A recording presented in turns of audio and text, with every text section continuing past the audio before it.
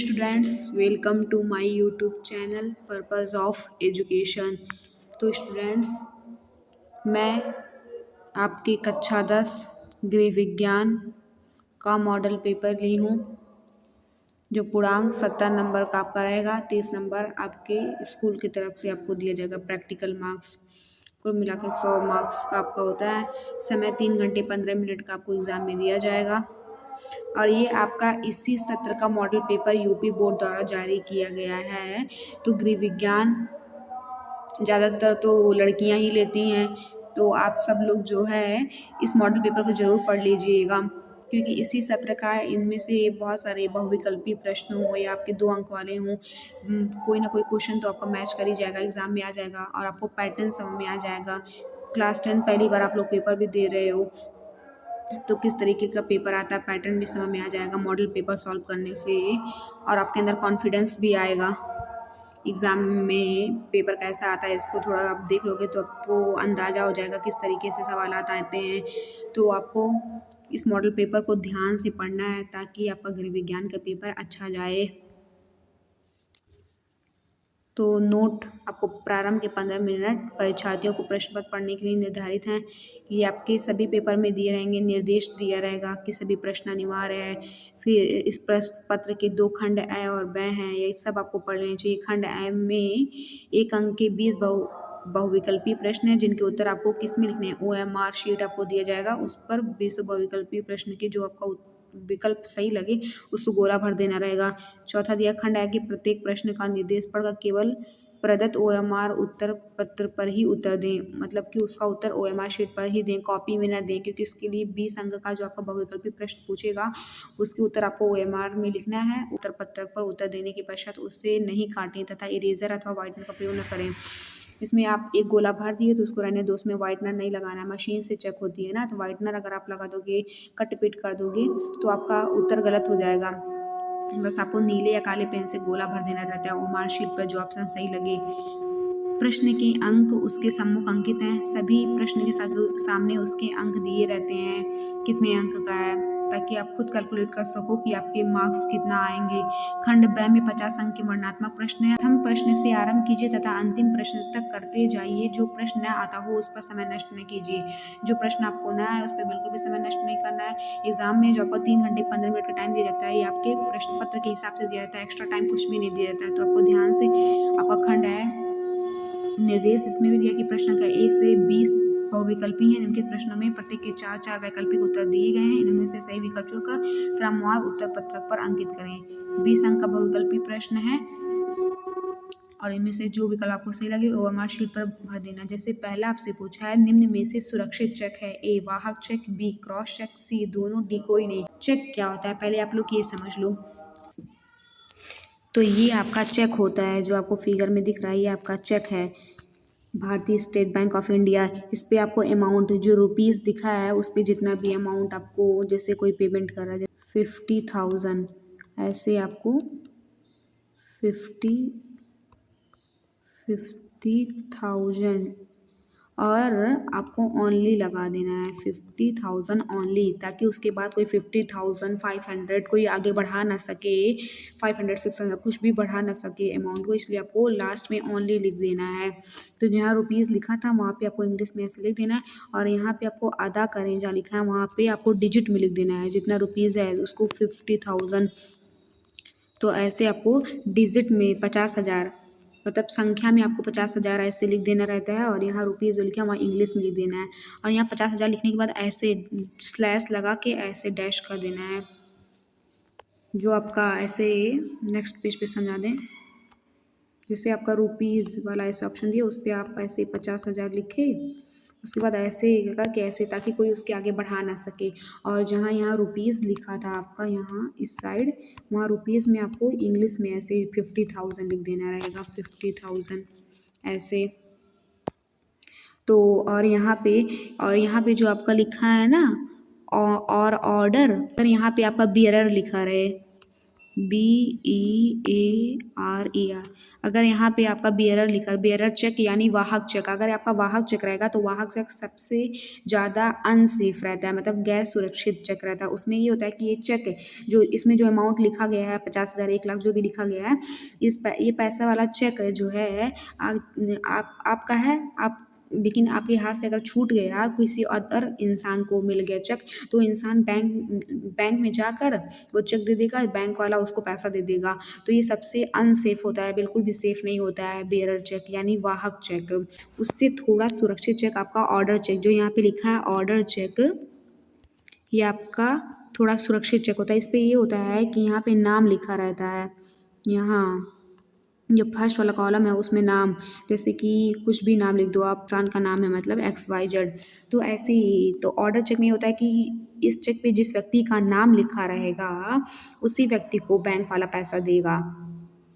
तो by chance कोई other इंसान के हाथ में चेक आ गया तो वो अपना XYZ उसका नाम नहीं है, लेकिन वो अपना आधार कार्ड अगर बनवा ले XYZ के नाम से, अरे कितना 1 महीना लग जाएगा लगभग आधार कार्ड बनने में, तो बैंक वाला क्या करेगा, उसका आधार कार्ड देखेगा, उसके बाद उससे एक फॉर्म भरवा देगा, उसके बाद उसको पैसा मिल जाएगा। तो ये भी उतना सेफ नहीं है, लेकिन थोड़ा सेफ है। वाहक चेक जो पहला चेक था वो तो बिल्कुल अनसेफ था, क्योंकि जिसके कहीं गिर गया, किसी के हाथ लग गया, तो वाहक चेक में वो पैसा उस व्यक्ति को मिल जाएगा। लेकिन ऑर्डर चेक में ये होगा कि मतलब जिस व्यक्ति का नाम लिखा रहेगा उस पर, उसको पैसा मिलेगा। तो अगर सही व्यक्ति है तो ठीक पैसा मिल जाए, लेकिन अगर कोई गलत व्यक्ति अपना XYZ उसका नाम नहीं है, अपना आधार कार्ड अगर बनवा लिया उस नाम का और सब पता होता अपना करवा लिया, तो पुलिस वाला क्या करेगा, आधार कार्ड देख लेगा, फॉर्म भरवा देगा, उसको पैसा दे देगा। तो ऑर्डर चेक में ये होता है। तो सबसे ज़्यादा जो आपका सेफ सुरक्षित चेक आपका होता है, आपका जो क्रॉस चेक होता है, आपका जो क्रॉस चेक होता है उसमें ऊपर की तरफ ऐसे क्रॉस लगा दिया जाता है। ये नहीं कि यहीं यहाँ ऐसे बीच में क्रॉस लगा दिए, यहाँ पे नहीं, यहाँ पे ऐसे 2 लाइन क्रॉस कर दोगे, तो ये क्रॉस चेक सबसे सुरक्षित चेक होता है। तो वही आपसे, तो आई थिंक आपको समझ में आ गया। एक आपका बेयरर चेक होता है, ऑर्डर चेक होता है, क्रॉस चेक होता है। इससे सुरक्षित चेक है तो बी वाला आपका क्रॉस चेक। दूसरा आपसे पूछा रोगी को ले जाने के लिए प्रयोग करना चाहिए, ए चारपाई, बी डोली, सी कुर्सी, डी स्ट्रेचर। तो रोगी को ले जाने के लिए स्ट्रेचर का यूज करना चाहिए। और ये स्ट्रेचर कैसा होता है, को ले जाने के लिए आपका स्ट्रेचर का प्रयोग करना चाहिए। ये जो रोगी लेटा हुआ है, ये 2 लोग ले जा रहे हैं, ये जो रोगी लेटा है, जिस उपकरण पे लेटा है ये रोगी, ये आपका स्ट्रेचर है। तो स्ट्रेचर का प्रयोग क्या होता है कि रोगी को एम्बुलेंस तक ले जाने के लिए, फिर एम्बुलेंस से अस्पताल तक ले जाने के लिए स्ट्रेचर का प्रयोग किया जाता है। और ये स्ट्रेचर, ये जो व्यक्ति लेटा है वही स्ट्रेचर है। तो आई होप आप लोगों को समझ में आया हो। और थर्ड आपसे पूछ रहा है अशुद्ध जल से होने वाला रोग है, ए पोलियो, बी पेचिस, सी हैजा, डी सभी। तो अशुद्ध जल पीने से आपको सभी रोग होते हैं, पोलियो भी होता है, पेचिस, हैजा सब होता है। चौथा आपसे पूछा वॉशिंग मशीन से बचत होती है, ए समय की, बी श्रम की, सी सर्फ की, डी सभी की। तो वॉशिंग मशीन से सभी की बचत होती है, समय भी कम लगता है, जल्दी से कपड़ा आपका धुल जाता है, मेहनत भी कम लगती है, सर्फ भी कम लगता है। पाँचवा आपसे पूछा ठंडे स्पंज में क्या प्रयोग करना चाहिए, बर्फ़ का पानी, बर्फ़, ताज़ा पानी, घुली हुई बर्फ़ का पानी। तो उसमें बर्फ़ का पानी यूज करना चाहिए। ठंडा स्पंज मतलब जो आपका तौलिया और या कुछ भी हो गया, किसी व्यक्ति बुखार हुआ है उसके शरीर का ताप कम करने के लिए उस ठंडे स्पंज में बर्फ़ का पानी प्रयोग करना चाहिए, ताकि उसके शरीर का ताप कम हो सके। तो ये सब घरेलू उपचार आपको पता होने चाहिए। बर्फ़ का पानी ठंडा रहता है, उसमें अगर आपका तौलिया कर पानी में डुबो कर उसको, उसके जिसको फीवर हुआ है उसके माथे पर आप लगा दोगे तो उसकी बॉडी का टेम्परेचर कम हो जाएगा, उसका बुखार उतरने लगेगा। तो छठवां आपसे पूछा वाटर फिल्टर में कोष्ठ होते हैं, ए 1, बी 2, सी 3, डी 4। कोष्ठ मतलब चैम्बर, जो वाटर फिल्टर मतलब जो आपका RO होता है उसमें 2 कोष्ठ होते हैं, बी वाला ऑप्शन सही है। 2 चैम्बर होते हैं, मतलब एक आपका ऊपर वाला कोष्ठ, एक नीचे कोष्ठ होता है। अपर चैम्बर, लोअर चैम्बर। अपर चैम्बर में होता है कि अनफिल्टर्ड वाटर, मतलब कि गैर छना हुआ पानी, अशुद्ध पानी आपका ऊपर वाले चैम्बर में होता है। फिर नीचे आपका प्यूरिफायर वाटर आपका नीचे के चैम्बर से आपका मतलब वाटर फिल्टर, वाटर टैप से पानी निकालने पर निकलता है। तो नीचे नीचे का जो चैम्बर होता है आपका, नीचे का जो कोष्ठ होता है वहाँ पे पानी आपका शुद्ध होता है। तो 2 कोष्ठ होते हैं, एक ऊपर का जहाँ पे मतलब अशुद्ध पानी आता है, फिर नीचे का चैम्बर में आपका पानी का शुद्धिकरण होता है, तब पानी आपका वाटर टैप से निकालते हो तो आपका छना हुआ पानी निकलता है। तो वाटर फिल्टर में 2 कोष्ठ होते हैं।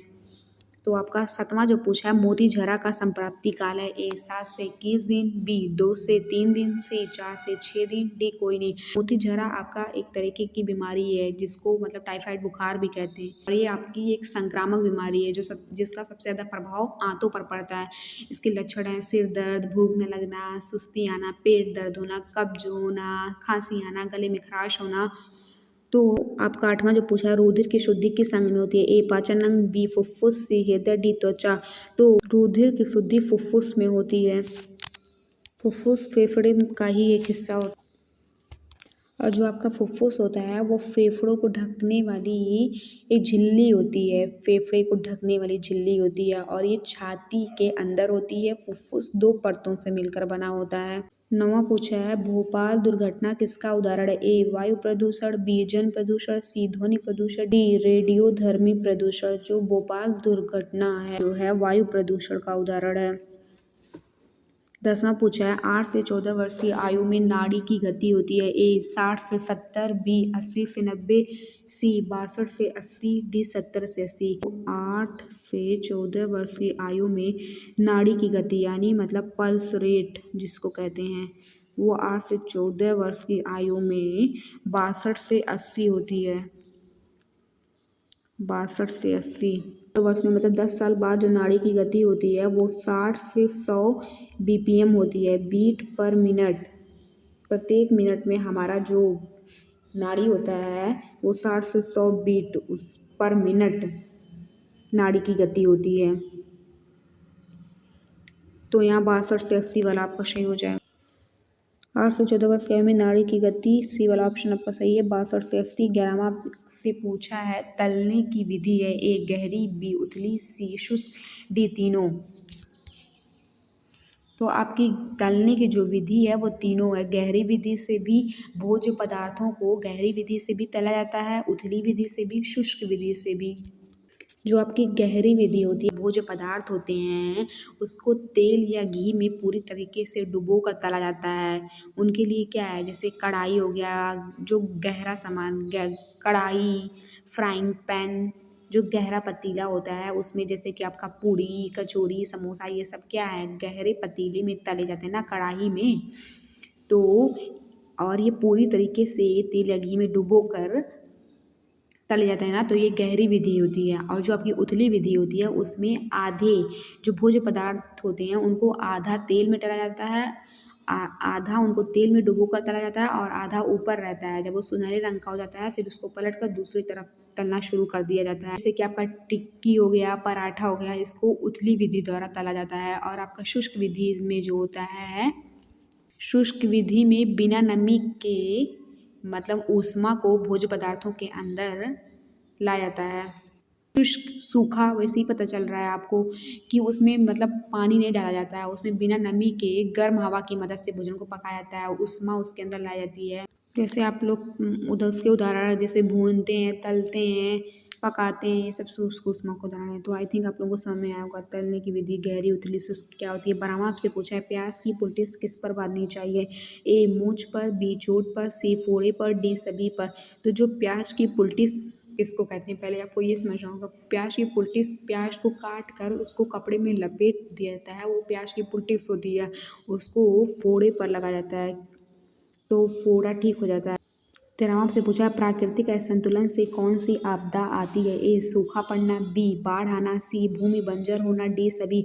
तो प्राकृतिक असंतुलन मतलब प्राकृतिक संतुलन का बिगड़ जाना प्राकृतिक असंतुलन होता है। तो उससे आपकी सूखा भी पड़ती है, चाहे बाढ़ भी आता है, भूमि बंजर भी होती है, तो सभी हैं। 14वां आपसे पूछा है, सूती तंतु प्राप्त होता है। ए रसायनों से, बी पशुओं से, डी वनस्पति से, डी कोई नहीं।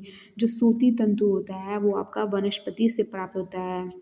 वनस्पति मतलब पेड़ पौधों से। जो कपास का पौधा होता है उससे प्राप्त होता है। कपास के पौधे के जो बीज होते हैं, बीजों के चारों ओर जो होते हैं बॉल जैसी मतलब गोल नुमा संरचना में रेशे भरे होते हैं, उन्हीं को ही सूती तंतु कहते हैं। तो 15वां आपका दिया है, 6 रोग के रोगी के भोजन में किसकी मात्रा अधिक होनी चाहिए? ए प्रोटीन, बी वसा, सी कार्बोश, डी विटामिन। तो 6 रोग मतलब जिसको टीबी हुआ रहता है, तो जो आपकी टीबी होती है वो एक संक्रामक रोग है, इन्फेक्शनल डिजीज़ है, इन्फेक्शन से होता है, एक को हुआ फिर दूसरे को जाएगा। तो ये आमतौर पर फेफड़ों को प्रभावित करती है टीबी, और ये रक्त या लसिका तंत्र के जरिए शरीर के दूसरे अंगों तक भी फैल जाती है। फेफड़ों को प्रभावित करती है, फेफड़ों से ये रक्त और लसिका तंत्र के जरिए अन्य अंगों में भी फैल जाती है। तो इससे बचने के लिए रोगी के भोजन में प्रोटीन की मात्रा अधिक होनी चाहिए। प्रोटीन देंगे तो उसके अंदर बीमारियों से लड़ने की क्षमता बढ़ेगी। 16वां दिया है, आदर्श बजट माना जाता है, ए संतुलित, बी घाटे का, सी बचत का, डी कोई नहीं। तो आदर्श बजट, बचत का बजट, उसको आदर्श बजट कहते हैं। और जो आपका आदर्श बजट होता है वो जो आय और व्यय के बीच समानता रखे। आय, कमाई, व्यय, खर्च, तो कमाई और खर्च दोनों के बीच में बैलेंस रहे, संतुलन बना रहे, वो हमारा आदर्श बजट होता है। तो आदर्श बजट बचत का बजट है कि दोनों बचत किया जाए, संतुलन बनाए रखा जाए। 17वां पूछा है, चेचक रोग फैलता है, ए जल द्वारा, बी रक्त द्वारा, सी वायु द्वारा, डी भोजन द्वारा। तो चेचक रोग जो होता है वो वायु द्वारा फैलता है। संक्रामक बीमारी ये भी है, हवा में सांस लेने की वजह से एक व्यक्ति से दूसरे व्यक्ति में भी फैल। 18वां पूछा है, भोजन कक्ष की देशी शैली में खाते समय खाना रखने के लिए कक्ष में होना चाहिए, ए कुर्सी, बी मेज, सी छोटी चौकी, डी पाटा। भोजन कक्ष यानी जहाँ पे भोजन पकता है, किचन, उसकी देशी शैली में खाना खाते समय खाना रखने के लिए कक्ष में क्या होना चाहिए? तो आपका डी वाला ऑप्शन सही है, पाटा, यानी रैक। रैक पे खाना रखा जाता है ना, तो भोजन कक्ष में आपका रैक होना चाहिए। 19वां पूछा है, शरीर की बाह्य सतह पर पाए जाने वाले कंकाल को कहते हैं, ए बाह्य कंकाल, बी अंतः कंकाल, सी अस्थि कंकाल, डी सभी। तो शरीर के बाह्य सतह पर पाए जाने वाले कंकाल को बाह्य कंकाल कहते हैं। और 20वां आपसे पूछा है, श्वास गति व नाड़ी गति में संबंध होता है, ए 1:4, बी 2:3, सी 1:10, डी 2:12। तो श्वास गति और नाड़ी गति दोनों में 1:4 का संबंध होता है, ए वाला ऑप्शन आपका सही है। तो आपका 20 बहुविकल्पीय प्रश्न थे, 20 बहुविकल्पीय प्रश्न का उत्तर मैं बता दी हूँ और समझा भी दी हूँ। तो इसमें से कोई ना कोई बहुविकल्पीय आपके एग्जाम में आ सकता है, तो आपको सबको समझ लेना है। तो आपका खंड ब आ चुका है, निर्देश दिया है, प्रश्न संख्या 21 से 26 तक अति लघु उत्तरीय हैं। प्रत्येक प्रश्न का उत्तर अधिकतम 25 शब्दों में लिखिए। तो आपका 21 से 26 मतलब आपके 6 प्रश्न हैं और ये अति लघु उत्तरीय प्रश्न हैं। और इन 6 प्रश्न जो 21, 22, 23, 24, 25 दिए हैं, इन सभी प्रश्नों के उत्तर आपको अधिकतम 25 शब्दों में देना है। और प्रत्येक प्रश्न का अंक आपको 2 अंक मिलेगा। प्रत्येक प्रश्न आपका 2 अंक का है, जो भी प्रश्न आप करोगे उसमें सब में आपको 2-2 अंक मिल जाएंगे। तो जैसे पहला आपसे पूछा है, लचीले बजट से क्या तात्पर्य है? 2 अंक का है, 25 शब्द में आपको उत्तर लिखना है। तो जो लचीला बजट होता है, जैसे आप कोई गतिविधि कर रहे हो या उससे जो आपको आउटपुट मिल रहा है, मतलब आप कोई काम कर रहे हो, वो आउटपुट मिल रहा है, आय मिल रहा है, उसमें आपका बदलाव अगर हो रहा है तो उसके मुताबिक आपका लचीला बजट भी बदलता रहता है। जैसे कि स्थिर बजट जो होता है उसमें क्या होता है, आपका काम और आपका मुनाफा स्थिर रहता है। स्थिर बजट में वो बदलाव नहीं होता है, लेकिन ये स्थिर बजट के कंपेयर अगर किया जाए, तुलना की जाए, तो स्थिर बजट के मुकाबले यह ज़्यादा उपयोगी बजट है। ये लचीला बजट का जो इस्तेमाल है आमतौर पर उन संगठनों में किया जाता है जहाँ खर्च और आय में बदलाव होने की संभावना आती है, कि खर्च ज़्यादा होगा फिर आय बढ़ेगी, खर्च कम होगा आय कम होगी। तो इसमें अगर बदलाव हो रहा है कुछ खर्च और आय में, तो ऐसे जगहों पे लचीले बजट का प्रयोग किया जाता है। तो लचीला बजट आई थिंक आपको समझ में आ गया। 22वां आपसे पूछा है, ओजोन परत का क्या महत्व है? तो आपको काला या नीला इसके से ओजोन परत का महत्व हेडिंग डाल देना है, फिर लिख देना, बहुत बड़ा नहीं लिखना है, 2 अंक का है। तो आपको लिख देना है कि जो समताप मंडल होता है वहाँ पे एक ऐसा क्षेत्र है जिससे आमतौर पर ओजोन परत कहा जाता है। और ये ओजोन परत जो है इसका महत्व ये है कि ये सूर्य से आने वाली जो खतरनाक पराबैंगनी यानी UV-B, अल्ट्रावायलेट ब्लू मतलब खतरनाक पराबैंगनी विकिरण को अवशोषित कर लेता है और ग्रह को रहने योग्य बनाए रखने में महत्वपूर्ण भूमिका निभाता है। अब तो ओजोन परत का धीरे धीरे क्षरण हो रहा है। ये सूर्य से हानिकारक आने वाली किरणों को रोकती थी, लेकिन उसका खुद भी क्षय होने लगा है। जो आजकल लोग एसी यूज करते हैं, उससे जो निकलती हैं गैसेस जो है ओजोन परत को नुकसान पहुंचा रही हैं। तो जब इसको नुकसान नहीं पहुंचता था तो ओजोन परत सूर्य से आने वाली जो अल्ट्रावायलेट पराबैंगनी विकिरण थी उसका लगभग 97 से 99% उसकी विकिरण को अवशोषित कर लेती थी और पृथ्वी तक नहीं आने देती थी। पृथ्वी ये भी एक तरीके का ग्रह है, तो इस ग्रह तक नहीं आने देती थी तो सेफ रहता था। लेकिन अब ओजोन परत में भी ह्रास होने लगा है, तो ये कम अवशोषित करती है।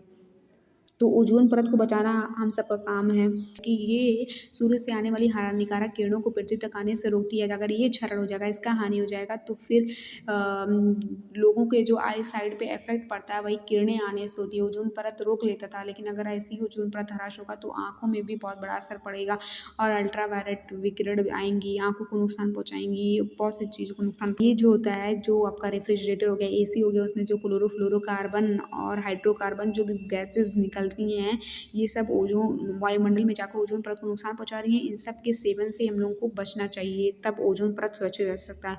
तो खैर, ओजोन परत को यहाँ बचाने का बात नहीं पूछा, इसमें पूछा है ओजोन परत का क्या महत्व है। तो ओजोन परत का यही महत्व है कि सूर्य से आने वाली जो हानिकारक खतरनाक अल्ट्रावायलेट यूवी अल्ट्रावायलेट पराबैंगनी विकिरण है उसको अवशोषित कर लेती है और पृथ्वी तक पहुंचने से रोकती है। यानी मतलब पृथ्वी एक ग्रह है, इस ग्रह को बचाए रखने में अपना महत्वपूर्ण भूमिका निभाती है। तो इसामा आपसे पूछा है नाप लेने की 2 विधियों के नाम बताइए। तो नाप लेने की मुख्यतः 2 विधियां होती हैं। आपको ऐसे लिख देना है, डैश लगा के पहला हेडिंग डाल देना है मापने की विधि, फिर उसके अंदर थोड़ा सा लिख देना है कि इसमें हम किसी वस्तु की लंबाई हो गया, चौड़ाई, ऊंचाई को मापने के लिए मापने वाले उपकरणों का उपयोग करते हैं। दूसरा आप लिख सकते हो अनुमान लगाने की विधि। इसमें हम बिना किसी मापने वाले उपकरण के वस्तु के आकार का अनुमान लगाते हैं। तो 2 विधियों के नाम और उनके बारे में लिख देना है, तो आपको 2 अंक मिल जाएगा। तो आपसे नेक्स्ट पूछा है मोच किसे कहते हैं। तो मोच उसको कहते हैं जो आपकी अस्थि संधि, जिसको जॉइंट कहते हैं, मतलब जहाँ पे आपकी हड्डियाँ जुड़ी होती हैं, अस्थि संधि हड्डियाँ जहाँ पे जुड़ी होती हैं। हाथ में, पैर में आपका जोड़ है ना, आपके पैर में हड्डियाँ जुड़ी हैं, जहाँ आप पैर मोड़ते हो, हाथ को मोड़ते हो, तो वहाँ पे आपका जुड़ाव होता है, अस्थि संधि हड्डियों का जुड़ाव होता है। अगर आपका एक ही हड्डी बना दिया जाए तो आप हाथों को मोड़ नहीं पाओगे, पैरों को मोड़ नहीं पाओगे ना। तो आपका जहाँ जहाँ जोड़ होता है, जहाँ जहाँ हाथों में, पैरों में जहाँ जहाँ जोड़ होता है, जैसे आप अपने हाथ पैर को मोड़ सकते हो, तो वही अस्थि संधि जॉइंट जिसको कहते हैं। उसके जो लिगामेंट होते हैं, स्नायु होते हैं, जो अपनी क्षमता के से अधिक खिंच जाते हैं, जो जोड़ होता है अपनी क्षमता से अधिक खिंच जाता है, तो इस प्रकार के चोट को मोच कहते हैं, स्प्रेन। तो समझ में आया आपको कि जो जहाँ हाथ में, पैर में जहाँ जहाँ जोड़ होते हैं, वो जब अपनी क्षमता से अधिक खिंच जाते हैं, तो इस प्रकार का जो चोट होता है उसको मोच कहते हैं। और ये चोट लगने के साथ ही क्या होता है, सूजन शुरू हो जाता है। अब मोच किसी भी जोड़ में हो सकता है, चाहे आपके हाथ का जोड़ हो, पैरों का जोड़ हो, पर जो एड़ी और कलाई के जोड़ पर ज़्यादा मोच आता है। तो ऐसे ही आपको लिख देना है मोच किसे कहते हैं। खड़े होकर भोजन पकाने से क्या लाभ है। तो खड़े होकर भोजन पकाने से बहुत सारे लाभ हैं, आपको उत्तर लिख देना है। खड़े होकर भोजन पकाने में जिनकी सुविधाएं होती हैं, हेडिंग डाल के आपको लिख देना है। पहला, गृहिणी के कपड़े खराब नहीं होते हैं खड़े होकर खाना बनाने से। दूसरा, बार बार उठना बैठना नहीं पड़ता, जिससे थकान कम होती है। आप अगर बैठ के बनाते हो तो आपको ज़्यादा उठना बैठना पड़ता है ना, लेकिन खड़े होकर बनाओगे तो सारा सामान आपका खड़े खड़े मिल जाता है, जिससे कारण आपको थकान कम होती है और भोजन परोसने में भी सुविधा होती है, रसोई घर में गंदगी कम होती है। तो आपको ऐसे लिख देना है। और 26 से पूछा ठंडी सेक की विधियाँ बताइए। सेकाई करते हैं तो उसको किस तरीके से हम लोग ठंडा सेक कर सकते हैं, जैसे कि किसी, तो उत्तर आपको नहीं डाल देना है, आपको उत्तर हेडिंग डाल के लिख देना है कि जैसे किसी व्यक्ति को चोट लग गया हो तो चोट लगने पर बर्फ से सेक करने से जो सूजन और दर्द में कम होता है, मतलब राहत मिलता है। कहीं सूजन हो रहा है, किसी को दर्द हो रहा है, ठंडे बर्फ से अगर उसको सिकाई कर दें तो सूजन और दर्द कम होता है। तो ठंडा सेक ऐसे भी कर सकते हो। ठंड से जो रक्त वाहिकाएं सिकुड़ जाती हैं, जिससे उस क्षेत्र में रक्त का प्रवाह कम होता है, तो उसको गर्म शेक कर सकते हो आप लोग। सिर दर्द में राहत पाने के लिए बर्फ से क्या करते हैं, सेक करते हैं। मोच आने पर, चोट पर बर्फ का सेक करने से जो जलन है वो दूर हो जाती है। तो ठंडा सेक हम लोग ऐसे बहुत तरीके से ठंडा सेक, गर्म सेक दोनों कर सकते हैं। सेक का खंड ब में 2 अंक वाले जो प्रश्न थे, 6 प्रश्न समाप्त हो चुका है। अब नेक्स्ट आपको निर्देश दिया है प्रश्न संख्या 27 से 31 तक अति लघु उत्तरीय है। प्रत्येक प्रश्न का उत्तर अधिकतम 50 शब्दों के अंतर्गत लिखना है और 4 नंबर का प्रत्येक प्रश्न है। 5 प्रश्न है आपके, 5 प्रश्न है और प्रत्येक प्रश्न आपका 4 अंक का है। कुल मिला के 20 अंक आपको मिलेगा। तो 27वां पूछा, कार्बोहाइड्रेट एवं प्रोटीन पोषक तत्व की सुरक्षा के उपाय लिखिए। उत्तर हेडिंग डालना है, फिर लिखना है कार्बोहाइड्रेट और प्रोटीन जैसे पोषक तत्व की सुरक्षा के लिए संतुलित आहार लेना, बैलेंस डाइट और पोषक तत्व के अवशोषण को बढ़ाना जरूरी है। जो पोषक तत्व हम लोग खा रहे हैं, पी रहे हैं, पोषक तत्व ले रहे हैं शरीर के अंदर, उसके अवशोषण को बढ़ाना जरूरी है। तो संतुलित आहार में जैसे आप फल खा सकते हो, सब्जियां खा सकते हो, प्रोटीन और स्वस्थ वसा का सेवन करें। डेयरी उत्पाद जैसे दूध, दही, पनीर को अपने आहार में शामिल करें। प्रोटीन के अच्छे स्रोत जैसे आपका मीट हो गया, मछली हो गया, ये सब, अंडा हो गया, इन सबको शामिल करें। स्वस्थ वसा किस में होती है, जैसे कि आपका स्वस्थ वसा जैसे कि आपका नट्स हो गया, बीज हो गया, जैतून का तेल हो गया, इन सब में स्वस्थ वसा।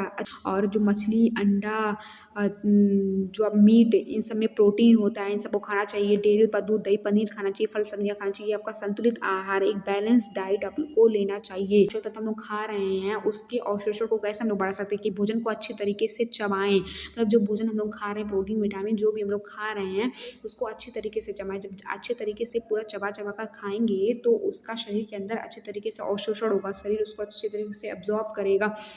और पर्याप्त मात्रा में हमको फाइबर लेना चाहिए। फाइबर लेने से हमारा जो पाचन तंत्र होता है वो ठीक रहता है और पोषक तत्वों का अवशोषण अच्छे तरीके से होता है। पर्याप्त मात्रा में हम लोग को क्या है, पानी पीना चाहिए, शरीर को हाइड्रेट रखना चाहिए। पानी जो होता है पोषक तत्वों को ठीक से अवशोषित करता है और पाचन में भी हमको मददगार होता है।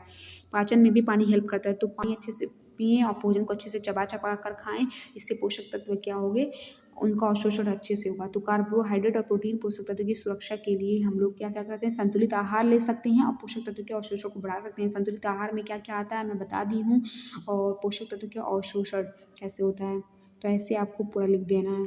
और 28वां आपसे पूछा, शरीर में जल के कार्य बताइए। जल ही जीवन है कहा गया है, मतलब कि हमारा जो मुख हो गया, नाक हो गया, आँखें हो गई, इन सभी टिश्यूज़ को क्या करता है, नम करता है। पानी आँखों के लिए पानी कितना ठंडक होता है, तो इनको नमी पहुँचाता है। मुख, नाक, कान को पानी शरीर के तापमान को नियंत्रित रखता है और शरीर के अंगों और ऊतकों की रक्षा करने में मदद करता है।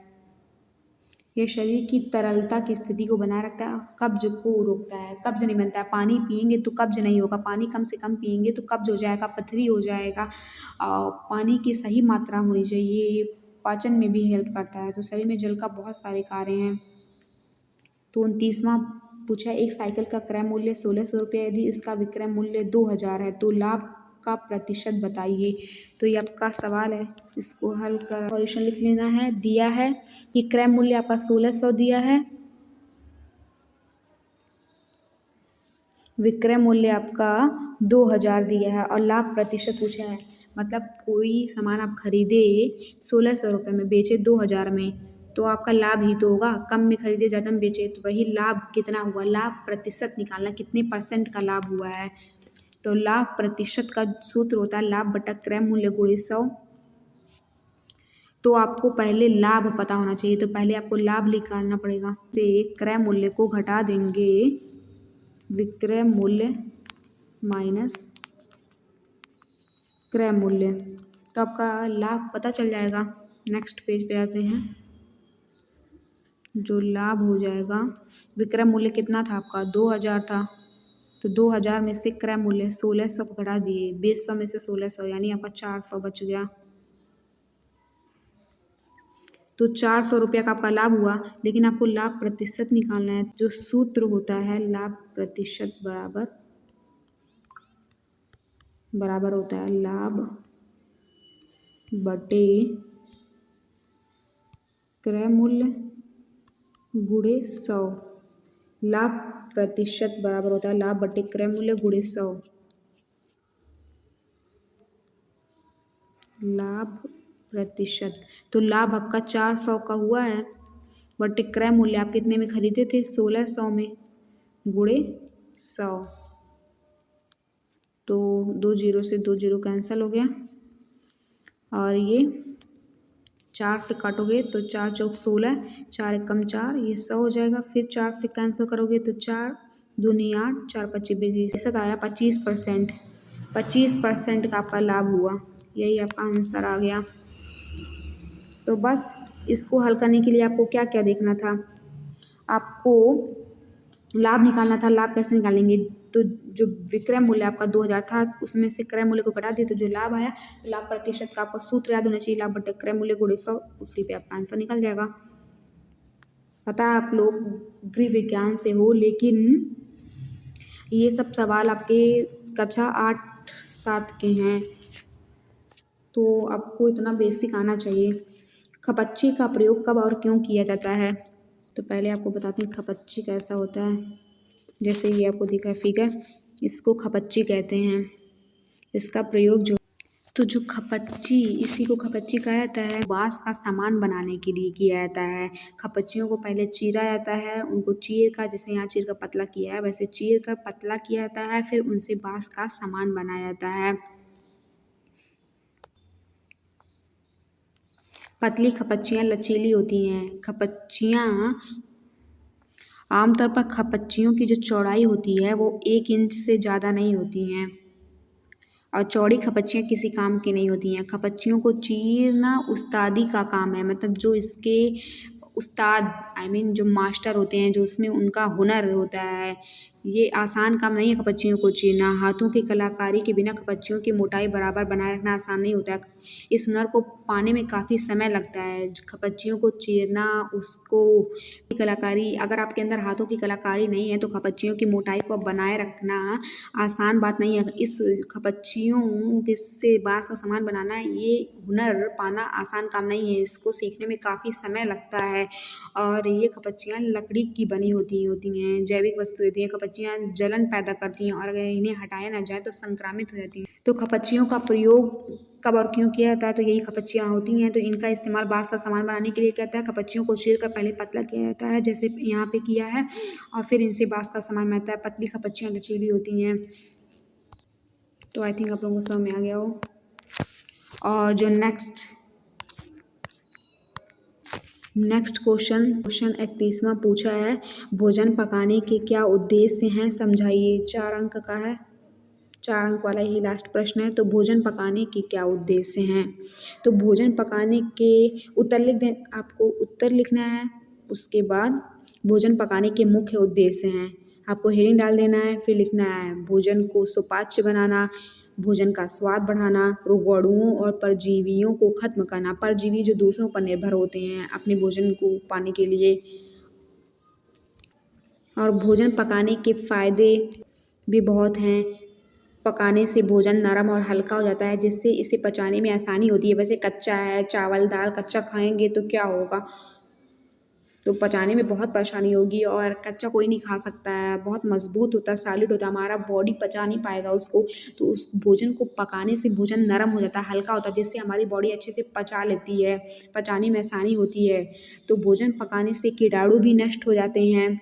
तो भोजन पकाने से फ़ायदे हैं कि भोजन हमारा नरम हल्का हो जाता है, पचाने में आसानी होती है, इससे कीटाणु नष्ट हो जाते हैं।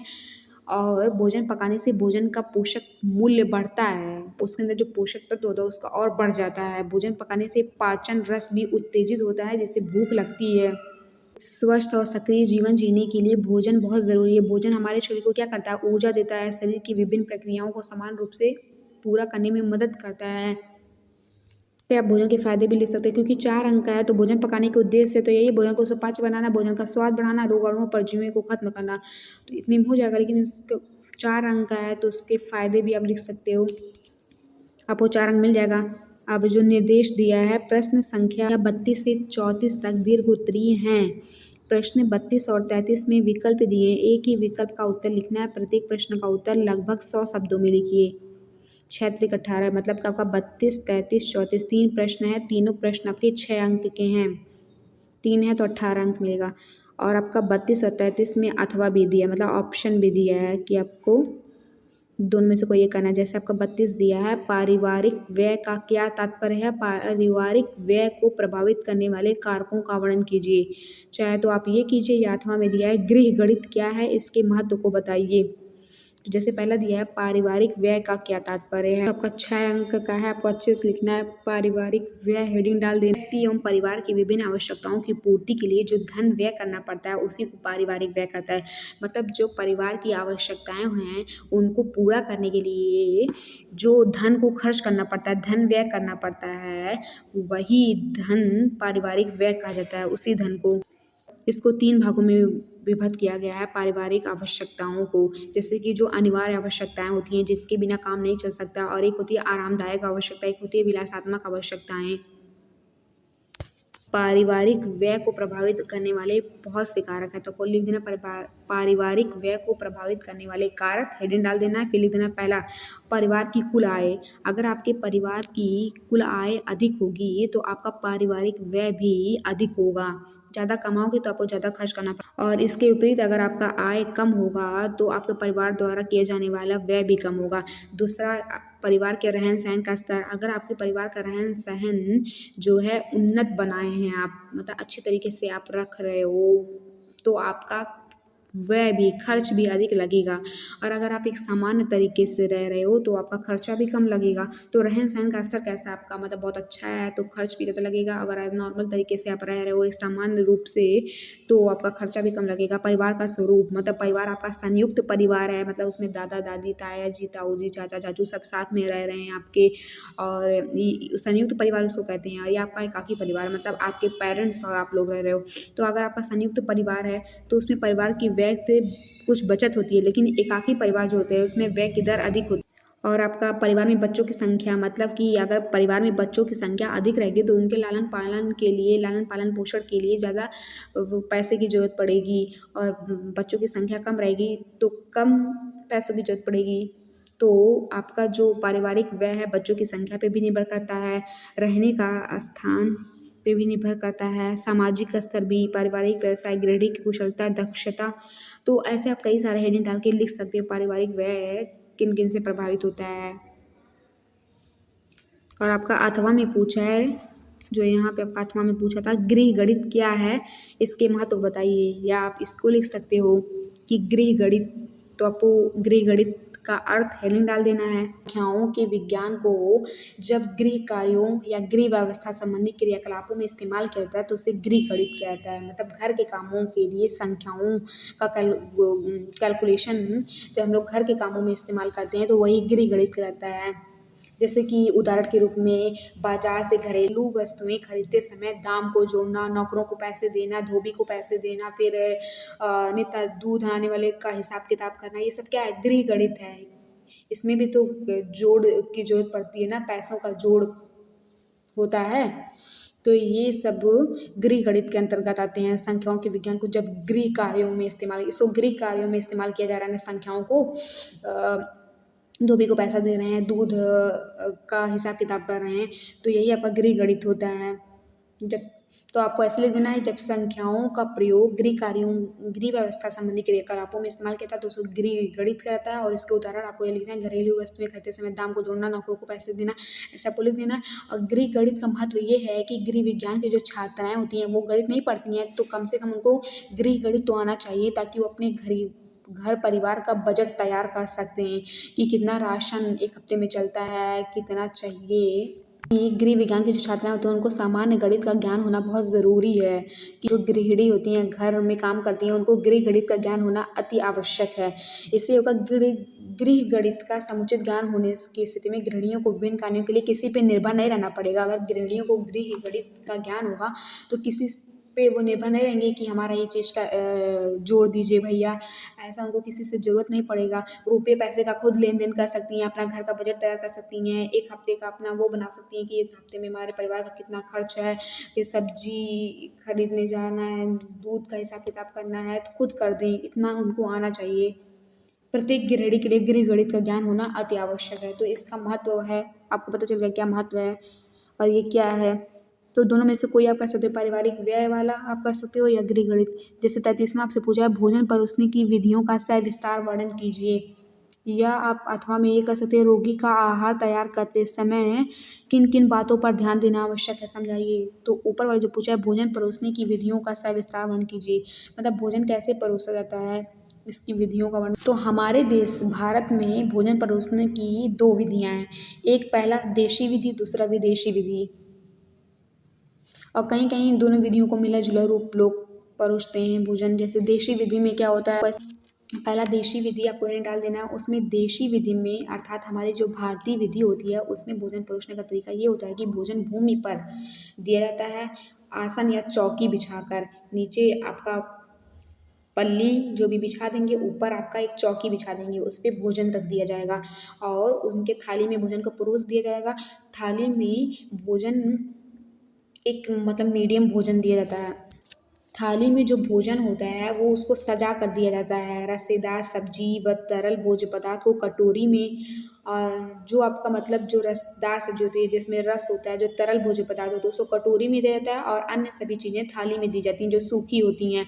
और इस विधि में गृहिणी जो होती हैं जो खाना परोसती हैं उनको भोजन परोसने के लिए वहाँ पे तत्पर होना है, कि मतलब वहाँ पे खाना दे के उनको चले नहीं जाती हैं, खाना देकर वहाँ पे वो रहती हैं। और खाना इतना न दे दें कि मतलब वो इंसान खा ना पाए, खाना बच जाए। उनको ऐसे एक मीडियम खाना देना रहता है ताकि फिर आवश्यकता पड़ने पर वहाँ पे उनको तत्पर रहना होता है कि आवश्यकता पड़ने पर उनको अगर चावल की आवश्यकता है तो चावल, पूड़ी ही लेना है तो पूड़ी सब्जी फिर उनको देना होता है। मतलब थोड़ा भोजन वो थाली में परोसती हैं, फिर आवश्यकता अनुसार खाने वाले से पूछकर वो भोजन देती हैं। तो इस प्रकार हमारी देशी विधि में भोजन होता है कि उनके लिए आसन बिछाया जाता है, उनके जो रस वाली सब्जी होती है उनको कटोरी में जाता है और अन्य सूखी सब्जियों को प्लेट में रख दिया जाता है। फिर उनको ऐसे मीडियम दे दिया जाता है, फिर उनको जो ज़रूरत पड़ता है उनकी इच्छा अनुसार उनसे पूछ कर फिर उनको अन्य चीज़ें दी जाती हैं। और जो आपकी विदेशी विधि और विदेशी विधि में आपको ये लिखना है कि ये विधि जो होती हैं पराभारती हैं, लेकिन ये ज़्यादातर अब इनका भारत में भी इनका काफ़ी प्रचलन हो गया। इसमें क्या होता है कि बड़ा सा मेज लगाया जाता है, उसके चारों ओर कुर्सी लगा दी जाती है, कुर्सी पे व्यक्ति बैठते हैं, खाने वाले लोग बैठते हैं, खाद्य पदार्थों को मेज पर सजा दिया जाता है। उसमें डोंगा में सामान, खाने वाला खाद्य पदार्थ और रख दिया जाता है, डोंगा रख दिया जाता है, प्लेट रख दिया जाता है। ये सब मेज के मध्य में बीच में डोंगा, प्लेट सब कुछ रख देता है, बीच में फूलदान लगा दिया जाता है और फूलदान ऐसे लगाया जाता है ताकि मतलब खाने में दिक्कत ना करे। और सभी डोंगे में, प्लेट में, सब में चम्मच लगा दिया जाता है और जो प्रत्येक डोंगे के साथ एक सर्विस चम्मच रख दिया जाता है ताकि सब अपना और उसमें किसी को खाना देना नहीं पड़ता है, सब व्यक्ति अपना खाना खुद निकालते हैं। उसमें चम्मच लगा दिया जाता है, चम्मच से हर व्यक्ति अपना खाना खुद निकालता है और एक नैपकिन रख दिया जाता है ताकि कपड़ा ना खराब हो, नैपकिन लगा के लोग खाना खाते हैं। और सब व्यक्ति अपना खाना खुद निकालते हैं अपनी आवश्यकता अनुसार। छुरी काँटे की व्यवस्था भी होनी चाहिए वहाँ पे, छुरी प्लेट के दाईं ओर तथा उसकी जो धार होती है प्लेट की तरफ होनी चाहिए, काँटे प्लेट के बाईं ओर सीधी रखनी चाहिए। तो इस प्रकार विदेशी विधि में लोग खाना खाते हैं। आपको समझ में आएगा कि भोजन परोसने की 2 विधियाँ, देशी विधि और विदेशी विधि। देशी विधि में कैसे परोसते हैं भोजन को, विदेशी विधि में कैसे परोसते हैं। और ये आप हवाला कर सकते हो, रोगी का आहार तैयार करते समय किन किन बातों पर ध्यान देना आवश्यक है, समझाइए। रोगी का आहार तैयार करते समय हमें निम्नलिखित बातों का विशेष ध्यान देना चाहिए। 6 अंक का है आपका, तो उसको अच्छे से पूरा विस्तार से लिखना है। उत्तर, रोगी के भोजन की व्यवस्था करते समय निम्नलिखित बातों का विशेष ध्यान देना चाहिए। जैसे आपको पहला लिख देना है, भोजन सफाई से स्टील या कलई के बर्तन में बनाया जाना चाहिए। और दूसरा, भोजन इस प्रकार तैयार होना चाहिए कि उसके जो पौष्टिक तत्व हैं जैसे प्रोटीन, खनिज, लवण, विटामिन, ये सब नष्ट न हो, मतलब जल न जाएँ। भोजन जल जाता है तो उसके पौष्टिक तत्व, विटामिन सब नष्ट हो जाते हैं ना। और तीसरा है कि भोजन डॉक्टर के निर्देशानुसार तैरना चाहिए, मतलब जो रोगी बीमार है उसको जो डॉक्टर ने सलाह दिया खाने के लिए उसी सलाह अनुसार उसके लिए भोजन तैयार करना चाहिए। चौथा ये है कि रोगी के भोजन में चटपटे मसाले घी व तेल कम से कम प्रयोग करना चाहिए। जहाँ तक संभव हो सके जो रोगी है उसको उबली हुई सब्जी देनी चाहिए। भोजन को स्वादिष्ट बनाने के लिए आवश्यकता अनुसार काला नमक या काली मिर्च का प्रयोग कर सकते हैं। भोजन के साथ सब्जी में नींबू का प्रयोग आवश्यकता अनुसार करना चाहिए। और जो रोगी है उसको हल्का भोजन देना चाहिए, जैसे खिचड़ी हो गया, डबल रोटी, हल्की हल्की फुल्कियाँ, पालक की सब्जी, ये सब देना चाहिए। रोगी को जो भी भोजन दिया जा रहा हो वह उन तत्वों से परिपूर्ण हो जिस तत्वों की कमी से उसको वो रोग हुआ है, ताकि उन तत्वों की भरपूर मात्रा जब उसके भोजन में रहेगी तो वो अच्छे से जल्दी से वो ठीक हो जाएगा रोगी। तो उसके आहार में इन सब बातों का ध्यान रखना चाहिए। और आपका आखिरी प्रश्न जो 34वां पूछा है, घर में सिलाई करने से गृहिणी को क्या लाभ होता है? एक गृहिणी को इसका ज्ञान होना क्यों आवश्यक है? तो ये भी 6 अंक का आपका। तो घर में सिलाई करने के कई तरह के फ़ायदे होते हैं, जैसे रचनात्मक कला बढ़ती है, तनाव कम होता है कि बाहर नहीं जाना रहता है, शारीरिक स्वास्थ्य में सुधार होता है, हाथ पैर चलता है सिलाई करने से, तो शारीरिक स्वास्थ्य भी बना रहता है। बहुत सी गृहिणी महिलाएं योगा नहीं करती हैं तो उससे सिलाई करने से उनका स्वास्थ्य बना रहता है। और घर में सिलाई करने के बहुत सारे फ़ायदे हैं। करने से तनाव कम होता है और रक्तचाप करने में मदद मिलता है। सिलाई करने से मोटर कौशल विकसित होता है। सिलाई करने से हृदय गति कम होती है। सिलाई करने से पाचन बेहतर होता है। सिलाई करने से हमारी जो शारीरिक, मानसिक, भावनात्मक और सामाजिक स्वास्थ्य में सुधार होता है। सिलाई करने से जो बच्चों का दिमाग साफ और सक्रिय रहता है।